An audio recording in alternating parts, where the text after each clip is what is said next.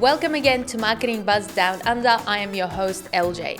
Today is an extremely special episode to me because the person I am interviewing is actually, I'm so proud to call that he's a friend of mine, and I'm really inspired by his story. His name is James Shadrach. James is an entrepreneur that really made his dreams into reality. What I love about James is he started with really humble and challenging beginnings, and he thought, you know what, I'm just going to make a change. And through his business, he's actually creating and trying to create an impact in the world and with other businesses. So I'm really happy to welcome you today, James. Hello. Hey, LJ. Hey, thanks so much for having me here. No, thank you so much for making the time for us. As I said, like especially you, there's a very special place in my heart for you and your business. And I'm really happy that you were here and you agreed to have this episode with me. Yeah. So I guess the first question is, as well, the listeners would know, but you had some really challenging beginnings. Yeah. And there's always this cycle, you might say, that once you grow up with challenging beginnings, you know, not your normal childhood, a lot of people will just turn up exactly how the environment that they lived in made them. Yep. So tell me more about you. Like, you broke that cycle. Yeah. So how did you do that? What was the main driver for you? Yeah. So like these days, like I'm running a successful business. I employ a team of people. We have some really big contracts that we're working on. Awesome. But yeah, I grew up here in Melbourne in public housing or social commission housing flats. Both my parents were long-term unemployed. So throughout my entire childhood, they never had jobs. So I didn't have a dad who went to work every morning or a mum. Yeah. And we basically just survived off Centrelink. Yeah. And so in terms of the challenges, first off was money. Just constantly not having money is extremely stressful. And then the next thing was just mental health issues. So if you ask the question, well, James, you know, you had two parents, like why didn't they just get jobs? That probably would have solved a lot of issues. And it just came down to their own trauma that they had gone through, their own mental health issues that they were dealing with. And that's why there was so much dysfunction. And then the last part of it is basically just substance abuse. So there was a lot of substance abuse growing up. And when you have all those things sort of compound, that's why it was so challenging. And so, yeah, basically just felt very, very hopeless for a long part of my life. Wow, that's really inspiring, because I think we've had that conversation before as well, where although I come from a third world country, but I was, you know, lucky to have my parents who are both educated. They were great role models for me and my sisters. But I guess, and it was still hard to come to Australia with all the challenges, but you had literally zero role model, I might say. So what was the one driver that made you say, you know what, I just want to change my reality? I think I'm like a really emotional, empathetic person. Like I feel everything. And so seeing my parents, the other thing as well is that they were really angry and nasty to each other. So they constantly fought and said really hateful and hurtful things throughout my whole childhood. So I just didn't want to feel like that anymore. Like I just felt so terrible as to what was happening to me, and I just hated being in that situation. And I think part of me just felt that it was so stupid the way that we were living, because I'm like, we are in a first world country. We have this abundance of resources. I've got two parents, but for whatever reason, we just can't make anything work. And so there were a lot of really painful times that I went through. And I think it just built up this anger and intensity in me where I'm just like, I just don't want to live like this. Like I can't let my life go on like this. And the culmination of all of this over, you know, 20 years of this terrible relationship between my parents is basically my mum got really, really sick. She attempted suicide with... sorry to hear. That's okay. I want to share these stories so I can educate more people about these things. But yeah, luckily she didn't die, and she was eventually institutionalized. She spent I think it was about a month in a proper mental health institution. And that was sort of like the culmination of all this shit that I lived throughout my entire life. I'm like, this is the outcome of the decisions that these guys have made and the way that they're living. So I think with all of that, it just built this intense desire of, I can't live like this. And although this is absolutely terrible, this is a gold example of what not to do. If I just do the opposite of everything these guys have done, then surely I'm going to be able to move in the right direction. That's amazing. And I kind of relate to it with everything that's happening in the Middle East where I'm from, and especially at the moment. And it's building that resilience that I do not want to have this life. I don't want to live in this cycle of war, hate, argument, bad choices in life. And, you know, I just want to create something else. But that's amazing because you've developed resilience without you having that mentor, but you kind of gave yourself that, which is fantastic. And now, you know, starting your business as being a side hustle, which is also something that you see online a lot. A lot of people I know are trying. They would start their side hustle and then they just get busy with their work, or they just get tired and they're like, okay, well, I failed. But for you, your business, which is Purpose Productions, you started it as a side hustle. And then you grew it. And I guess these are the lessons that people need to hear. So how did you do it? Side hustle turned into a total business. Yeah. So I think for me, like, there's a bunch of different things that you want to get clear on if you're starting a business. But I think how I was able to turn the side hustle into a business is so much of just having purpose. Like the name. Yeah, exactly. It all sort of fits together. But I just had this intense desire that that's what I wanted to do with my life. And I was just so focused on making it happen. And I basically just started making this transition where I said, okay, I don't really understand entrepreneurship, so I need to learn from business people. So I literally typed entrepreneur into seek.com.au, the job site, just to hang out with business people. And then I ended up working at a co-working space where I was the receptionist and I was talking to all these people. And that was how I built up a network and started learning business. And so through that process, I got my first client, I got my first mentor, and I slowly built up enough work while I was working full time to eventually go out and start. So, yeah, I suppose in summary, it's sort of being really committed to that's 100% what I want to do. I was also really young, like this is like 6 years ago. So, you know, just still really young. but like early 20s, like I've got nothing to lose by trying this. And even if it totally messes up, it's okay. Cause I'm just starting out. So I didn't have any like big thing that I needed to contribute to. So I just went for it. Yeah. And the commitment, I think that's the main thing, because I couldn't do it. I genuinely couldn't do it. So the way that I started my business is I quit my job and I was like, okay, this is a full-time job. I have to make money. Fix it.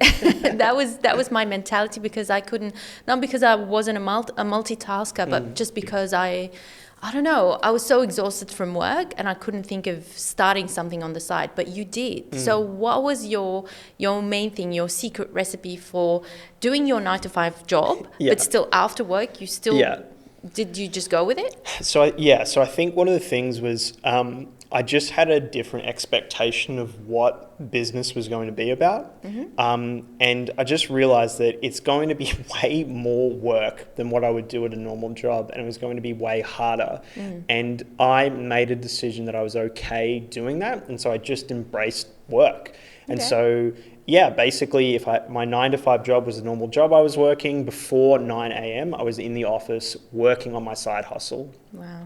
And then at 5 p.m, when my normal job ended, I just stayed back a couple of hours and continued to work. And then I would work on the weekends. And it's like every spare hour that I had, I would just put into this next thing. That's how I did it. And I guess that's one of the things that people talk about. Oh, when I overwork, they're like, LJ, be careful, you will have no life.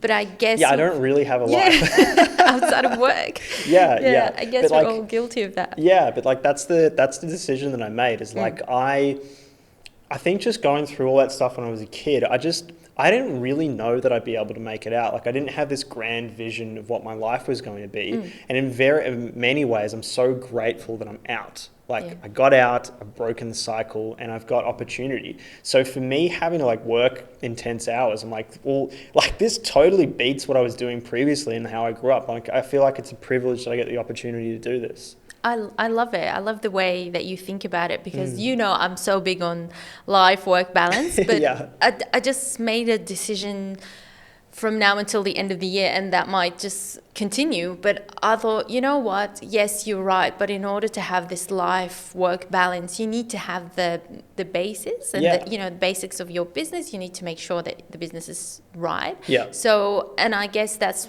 another thing that we both spoke about because it's our passion and we like what we're doing. And I guess that would be an advice as well for anyone who wants to start a side hustle. Make sure that it's something that you enjoy doing. Yeah. Because we already hate our full-time jobs, or a lot of us do. And if you don't enjoy what you're doing, or as you said, finding the purpose, for me, purpose is helping other businesses. And when I see them grow, I'm like, oh, I've done my job. I can relax. Yeah, it's great. So, the purpose for you, what is the main purpose for you when you do, like, what is the why? What is the driver? Yeah. So for me, it's very much looking at the entirety of my life and thinking about for generations prior to mine, it's just been the cycle of failure, of sadness, of suffering. And I'm just like, it stops with me. Like, I'll do whatever I need to do to change this. And that's so much of my motivating force and factor in everything that I do. Yeah. And I guess that shows in your work because what you're trying to do is help businesses create their own brand, which is also another way of people, breaking that cycle and then showing the best they have through videos. So I think that's how I see as well as part of your bigger purpose and what you do with your clients. But I guess another important question for me, which is also very inspiring, that you actually use your own medicine, which is what you do for content creation, to get your own marketing, which is fantastic. Can you tell us more about how you started getting clients using your own content? So I think I always wondered what's the right way to do sales and what's the right way to market. And a mentor of mine basically said they all work. You just have to choose something that works for you and then get really, really good at it. But it's not like, running ads is the magic bullet or video content is the magic bullet. It's just get really good at something. And so then it's a conversation of, well, what are you naturally good at? Where are your strengths and what's the low hanging fruit? So for me as a videographer, it's really easy to just start producing content. I naturally like public speaking and I'm good at public speaking and presenting. So I'm like, okay, video plus presenting is the easiest thing for me to do as opposed to, spending, heaps and heaps of cash on meta ads, for example, at least at the start. So I started committing to producing video content and just showing up on social media and telling my story. And that's how my business grew. Most of the clients I had, they would reach out on LinkedIn and said, hey, I saw a video, I saw you talking, we've got a project, can we work together? And that's how I started growing my business. And still to today, a lot of our clients just come through content. That's amazing, and that proves the importance of content creation for businesses as a marketing tool, because I get a lot of pushbacks from a lot of clients or people that I know. They're like, oh, so what's the use of having marketing videos? Or, I'm not good with cameras, or I can't really speak well in front of cameras. But I know that you help your clients with that. So how do you help people feel confident in front of a camera and talking through video? So I think first off, people just have to realize that our whole world is content.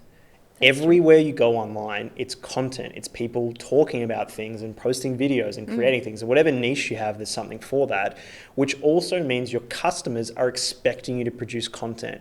I know for me, when I look at a website and I check out their social media or their website, if I don't see any photos or images or videos, I'm like, well, is this person a scam? Like, are they a real business? Because if they are, why aren't they showing up? Why can't I see and learn about them?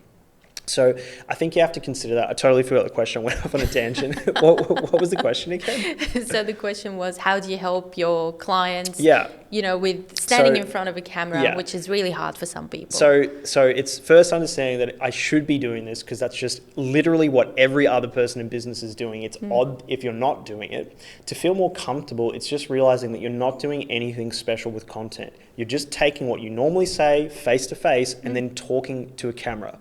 The conversation that we're having now, it's all the normal stuff I say in regular conversation. We're just happening to film it. So if you've been at your business for 5-10 years or whatever, say you're a lawyer, do you think that throughout that time you've gained a lot of special knowledge that other people wouldn't know? well, yes. Yeah. Of course. Yeah. And so... Otherwise, they shouldn't be in business anyway. Exactly. And so then the question is, well, do you think people would benefit from you talking about that? And video is just a way to talk to many, many people. That's it. Yeah. And you're right. It's instead of having a one-to-one, which is what you would usually have, with your customers or your clients, you're actually having like a one-to-many. Yes. And that's the power of social media. And I keep hearing, and there was this guy that I was listening to his audiobook, and he was saying, we are very fortunate that we have the ability to share our voice and our information with millions of people. And I know it's challenging. I know it's competitive. I should know because I spend a lot of time on digital marketing channels and different platforms. But I guess it's that ability which we have now, which people 20 years ago couldn't have. Like, what was it? Just TV, radio ads, and billboards and newspapers, which wasn't ideal and was very expensive. So I think you're a testament of whatever you are trying to promote, which is content marketing. You are a testament that content marketing can grow your business. Totally. If done correctly. Yeah. Which is what I really, really love. And it brings me to my next question. Surely we've all made mistakes in business. And you've had your business for longer than me. And I look at myself and I'm like, last year I made heaps of mistakes. What was the one mistake that you made and that kind of turn things around for you, your mindset, how you run your business and how to grow your business? Yeah, I think I make mistakes all the time. I think one of the things most people don't know about business is that you are going to face multiple problems and really big and serious problems all throughout your career. And I think there's a certain naivety to the person who's, say, 2 years in versus the person who's 20 years. That person who's been in 20 years, they know it's just a cycle, and every now and then just this massive problem comes up and you can't predict it. So there's many problems, there's continuing problems, and there's more problems in the future. I suppose one that really stands out is probably year 2 when I was in the business. And I basically just had all these problems compound at the same time. I tried to hire too many people. I had cash flow issues. I had clients who we thought we were able to service really well and we weren't, and they were upset with the result. And it all came together at the same time. And I basically had 2 migraines throughout that entire couple of months. I don't get migraines. I'm not a headache person. Wow. So the fact that I was that messed up, and I get full visual auras and sparkling things happen, it's intense. And it was just because I was so stressed out. But I think every problem that you go through, it really is just exposing what's not working. And as long as you have the mentality that every single problem is just teaching me what I need to level up. If there's a breakdown, a breakthrough is right around the corner. That's amazing. And I guess that's true. As a business owner, you don't really have much of an option. If you face challenges, you have 1 or 2 options. You either learn from them and just do better, or you just quit. Yeah. I think there are no middle grounds. It's not like you're a full-time, employee, I'll take a break or I'll find another job. It's genuinely that intense. Yep. The highs are so high and the lows are so incredibly low. Yes. I guess I just want to go back to content creation just because we both believe in that. And that's why we're doing a lot of those podcasts. Yeah. I mean, for me, this podcast is really just to share how others have succeeded in their businesses and for business owners not to feel alone, because that was one thing that I felt during last year. I felt that I was the only one going through these challenges. But I think content creation has definitely been an important aspect of my business.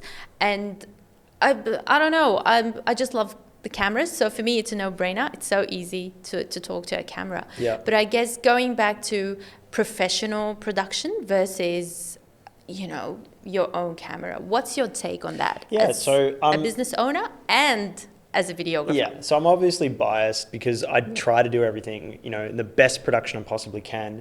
But I think particularly now, anytime I see someone who's just recorded something on their phone, I get the whole idea that they want it to be authentic. But literally what I think is are you broke?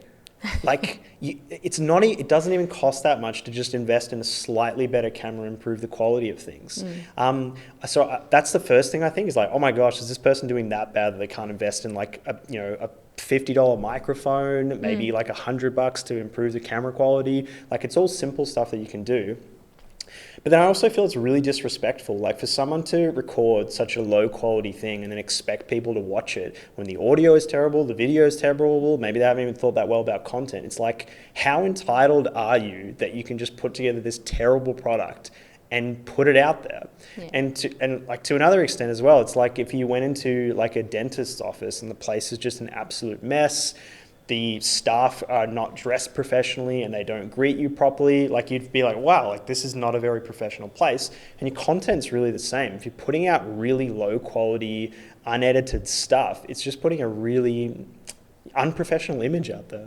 I actually love that, because that was one of the reasons why I reached out to you in the first place. I tried that. I went out and I got the microphones, got the camera stand, and then I still didn't get good quality. And again, someone like me spends a lot of time on TikTok or Instagram Reels.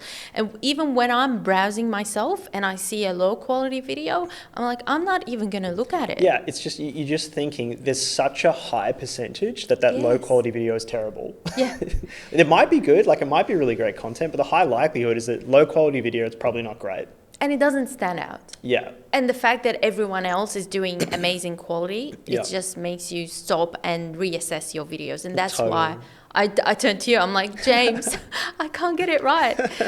and I guess that's one thing that a lot of people would do usually, which is a DIY. Another reason could be, price sensitive. Yeah, but again, I guess you guys and a lot of other videographers have been able to provide a very affordable, valuable service. Yep. It's just, I guess, sometimes the reason why people wouldn't pay money for something is because they can't see the value of it. And that's why I'm loving this conversation, because I really want to show out that, yes, you might not get a client tomorrow, but look at you. You're a testament of that. You've built a business. Yeah, I think anyone who's sort of a little bit on the fence of should I invest in content, you just have to realize that the entire world is moving in that way of content. And like, I think about 10 years ago, we just had this massive shift where everyone needs to produce content to provide value so people want to work with them. Gary V or Gary Vaynerchuk was the big proponent of this, like the jab, jab, jab, right hook, give, and then eventually ask. If you're not doing that, it's like, what are you doing? Yeah. Like, that's the whole game. I'm going to commit to a long-term strategy where I'm providing a ton of value for my audience. I'm creating relationships, I'm engaging with them, and then over time that leads to more business. And some of the biggest projects that we've landed, it's because people have watched me for years, following along on the story, and then they eventually have a project like, hey, I've been following you for a couple of years, we have a project, can we talk? Like, that's amazing. Yeah. And it's really flattering even as a business owner. Like when I meet random people and they say, oh yeah, we're watching your videos on LinkedIn. Yeah. I feel so powerful. I'm like, yeah, now I'm an influencer. Thank you. Yeah. No, but it's real, because you each one of us is telling their story, whether through their work, their, case studies, whether their personal story, things that they've learned and they're trying to share with the rest of the world. So going back to you, starting a business on your own, side hustle and all that, that's really inspiring. Thank you. For me, it's just like another level. But what are the common pitfalls that you face, and how did you just get over them? Yeah, so good question. I've thought about this quite a bit. What are those common pitfalls? So I think first off is just expectations about business. So business is really, really hard. And I think sometimes people have an expectation going in that it's going to be like fun and easy, and I'm like so flexible and I'm so free, but like really what you're signing up to is this extremely stressful and challenging journey that's probably going to take 10 years at a minimum to get to where you want to get to, and you're going to face constant challenges. Like you're going to work way more than everybody else who's just got a normal job. You're going to have so much more stress and anxiety, and you're going to go through really challenging problems that truly, truly test you. So I think that's pitfall one, is just not having that as an actual expectation before people start. Like, this is a really serious thing that I'm going on to, and I'm probably going to fail a lot of times. And the most successful people I know, like who've been at it for 20 years, they are standing on, failure after failure after failure, and they just continue to go through, and that's why they're successful at the end of it. Oh my God, I so relate to that because, and that's the hard thing about content marketing. Everyone would probably share their successes, but only a few will share their failures. Yeah. And you get into a business thinking exactly that. When I started my business, I'm like, yeah, I'll have more free time, freedom, and then I'll have more money because, there's no ceiling of the salary that you're going to get. But at the same time, it's exactly what you said. It's so freaking hard. Yeah. There are so many failures before you actually get to that successful moment. The next thing I think as well is expectations around work and how many hours you're going to put in this. So I never had an expectation that I was going to work less from starting a business. My expectation is I'm going to work way more hours than everybody else and all my friends and everybody else that I work with. And then when it's the weekend and I'm putting in extra hours or after work and they're like, hey, why don't you just relax? Like, why are you working so hard? It's like, because I'm trying to build this thing and I'm putting all my attention and effort into it. Yeah. So there's the expectations, there's the work effort put into it. There's humility as well. I think a lot of people at the start have this idea that they know everything or that they should know everything. And it's just such a ridiculous idea. One of the things that really helped me is I practiced jiu-jitsu for a couple of years, and it's really fun. Nice. Like, loved it. We know who to call when we get into a fight. maybe not. But one of the things is every time you walk into that training, that dojo, you're learning from people who are 10 years ahead. To get a black belt, the minimum is 10 years on average. So this person's been at it for 10 years, and that's the master who's teaching you. And so I just thought with business, well, I'm like, there's such a huge skill gap from where I am at year one to this person who's been at it for 10 years. And I just realized I have no idea what I'm doing.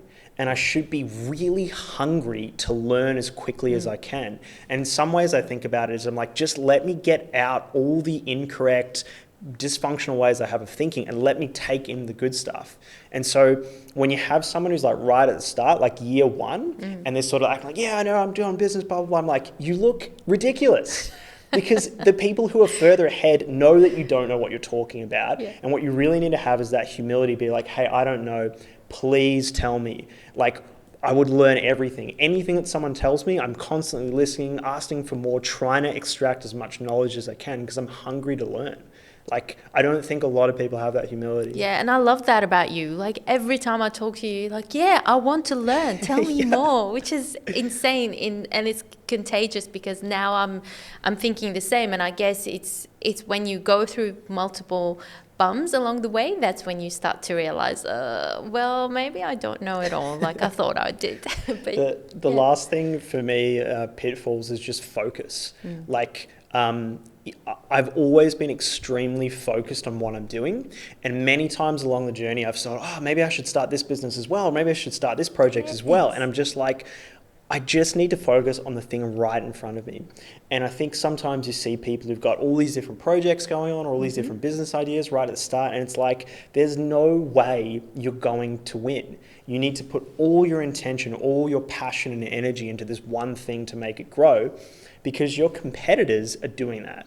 They're playing full out. And so it's kind of, I've heard this somewhere before, but it's kind of like just ridiculous to think that I'm going to beat one of my competitors who's putting in 100% and I'm putting in like 50 or 20 because I'm scattered over so many places.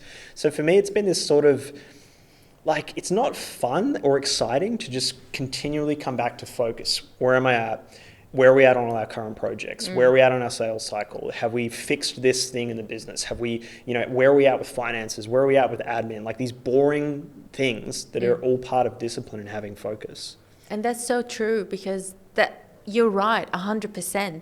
When I started focusing on the daily tasks and my daily goals, that's when I started to see better results. Yeah. Versus looking at the end, the destination, as they say, I just got myself overwhelmed, and I'm like, I'll never get to that target. But now when I think, okay, all I need to do is do 1, 2, 3 today. Yep. And I love that in one of the videos that you shared, it was more about being overwhelmed. Can you share that with everyone, like your strategy for that? Yeah, so I think constantly throughout your business journey, you're going to get overwhelmed. And really what happens is you have an incredible amount of tasks in your mind and things that you need to do. Like you need to respond to the email, you need to send this proposal. Someone said, hey, we want to work with you. Can you get back to me, by the end of the day? And it's just like you have so many tabs open. So I learned this technique from a guy called David Allen, who popularized this method called GTD, or getting things done.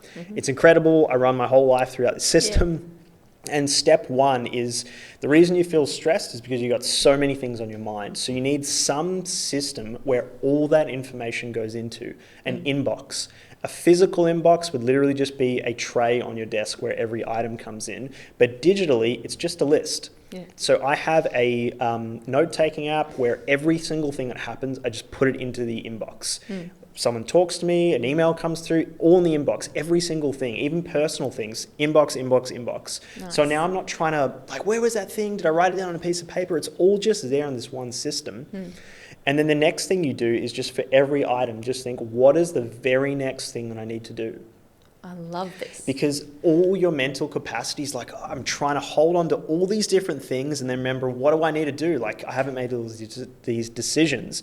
But once you write it all out, you captured it, you've made a decision of what to do next, then you're like, I'm clear. I'm not holding all that in my mind. That is so true. And I've always done the first bit, but what was a game changer for me was literally the second step, which is writing the first thing you need to do from every item on that list. And it closes it off in your mind. Yeah. And I'm like, okay, now I'm relaxed. I know what I have to do next. So that's brilliant. But that tells me that, again, going back to the common pitfalls is you always wanting to learn and you always looking for mentors. And totally agree. And part of that is me thinking, especially from where I grew up, the likelihood that my task management skills are low is very, very high. And so I had no ego about it. I'm like, I don't understand anything about project management. Teach me, let me figure it out.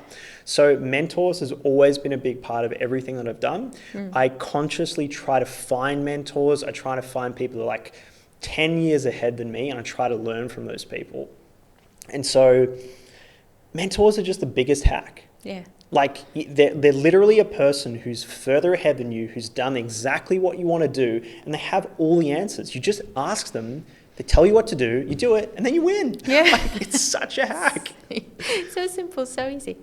But how did you find yours? What was your thought process to find the right mentor for you? So a couple of different things. First off, you really want to find the ideal person to help you. So simple example is that if you're into fitness and you're trying to progress at the gym, say you're a marathon runner, you really want to get into long distance running, find the person who's really, really good at that. And you're thinking in your head, that's the person I need to get as a mentor. And you're not overtly saying, hey, will you be my mentor? It's a little bit weird, but you're just wanting to meet that person, get really curious about them and ask them about what they're doing and compliment them. If this person's amazing at running, man, it's so incredible how far you run and the times you get. How did you get to this point? When did you start training? You must be really passionate about this. How did this passion start? And you're genuinely curious about that person.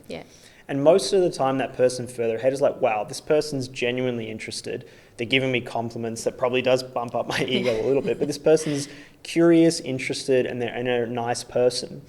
And then you make a request of, hey, can I treat you to lunch? Can I catch up with you for coffee? I want to ask you about this specific thing. And that's basically the start of a mentor relationship. So being specific, well, my first mentor, I did the weirdest thing and I went to him and I said, hey, can you be my mentor?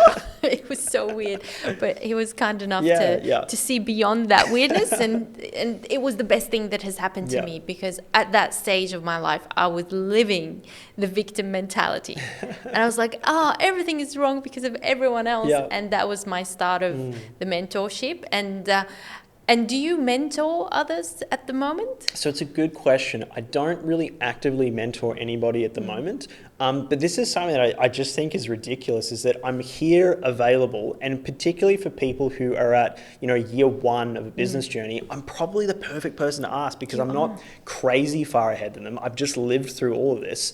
But what honestly happens quite a lot, LJ, is people ask me for advice. I give them the stuff that I've spent years learning, and then they do nothing. Yeah. And I'm like, okay, well, I'm not going to give you any more advice because what's the point? Yeah. And so with all my mentoring relationships, it's been, I ask for the advice. The moment they tell me, I go execute and do whatever they've told me. And then the next time I see them, I'm like, hey, thanks so much for telling me to do that thing. I did it. Here are the results. What's next? Yeah. I'm like you, but I'm lucky that now I have a mentee, and she's amazing. She's starting her own digital marketing agency, just, similar story to us. And I love that privilege, because when I was talking to my first mentor, he goes, LJ, I want nothing from you but to share the knowledge. Yeah. And I want you to share that with everyone else. And that's what I have been trying to do as well. And, that's the podcast and everything, because I feel, you and I were a bit of luck, a little bit of hard work to find the right people to be our mentors, but we've learned a lot from those people. So it's our way to give back. So there you go, everyone. James is ready. I'm open. You're ready to be a mentor. Yeah. No, but I've learned a lot from you as well.